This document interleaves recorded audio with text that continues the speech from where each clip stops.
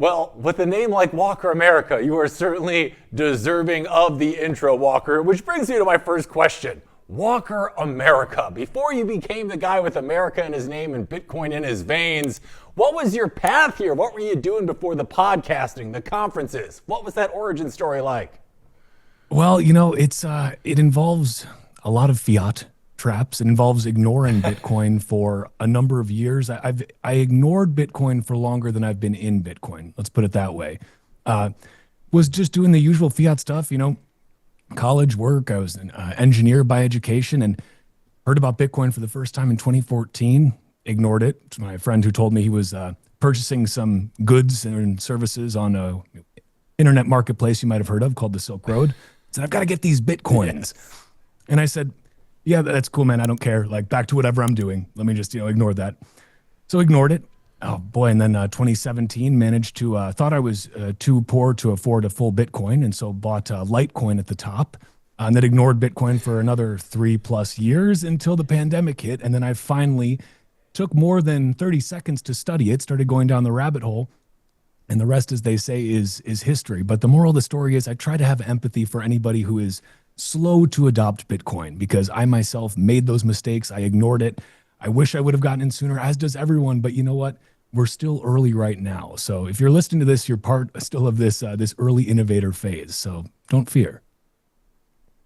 Yeah, absolutely. It generally takes everybody, I feel like, in this space some time to kind of wrap around their head and orange pill themselves. And you've said your mission is about separating money and state. So when did that switch flip for you? You said you ignored Bitcoin for a while. Like, what was it eventually that got you into it? It sounds like, was it just your own curiosity over time? Was it a bit of FOMO, a mixture of both? What was it for you? I think we'd all be lying if we didn't say that FOMO played a part into us initially getting in, right? But I think it was also during those COVID times, it was just such an obvious red flag for anybody paying attention that they started just sending out checks to people. They started giving, basically debt to businesses that they didn't have to pay back. They started just creating this money out of nothing. And you start to ask yourself, where the hell is it coming from? How are they just making all this money? And they're telling us it's not going to be inflationary. Well, I knew nothing about Austrian economics before then. I started going down that rabbit hole, which is its own kind of tangential rabbit hole to Bitcoin. And that's really when I realized, like, oh my God, they've just been lying to us about how money works this whole time. They don't teach any of this in school, at least not at the school I went to. Granted, I was studying engineering and only had about one economics class the whole time, but don't seem to remember anything about Austrian economics being mentioned in that. And so I think the realization that that money and state needed to be separated is a powerful one, but it's also the realization that actually that's already happened. That happened when Bitcoin was created. We did separate money and state at that moment. Now, that didn't mean it was going to succeed. That means that it obviously could have still died at some point along the way. But where we're at now, I think Bitcoin is succeeding. I'm not saying that it's all guaranteed, right? We still have a long ways to go. But we see the game theory playing out. We see corporations embracing it. Individuals have obviously already embraced it, but now corporations, nation states, because they all realize that they want a piece of this asset, right? And it just so happens that this number go up is a Trojan horse for freedom go up, right? NGU leads to the FGU. And that's a beautiful thing. They don't realize that they've let in these invaders through the gates, right? And what do we want to do once we get in there? Well, yeah, we're here for the number go up, but ultimately, at least for me, it's about the freedom go up part of this. I'd tell them that when you don't have Bitcoin, your life gets more expensive and harder year after year. That doesn't mean you're not going to be successful, but it will get more expensive for you in dollar terms, and it will get harder for you to keep up with the pace of inflation. You see this every time you go to the grocery store or fill up your gas tank. When you have Bitcoin, your life gets easier and everything gets cheaper year after year. And what I think is really important, because I think a huge part of why a lot of people continue to ignore Bitcoin at any given time is because they did hear about it at some point, whether it was a month, a year, 5 years, 6 years before. They heard about it a long time ago, perhaps, and they say now, and they think about the price when they heard about it, and they see the price now. It's over $100,000, whatever it is today, $112,000. We crashed, quote, to $112,000.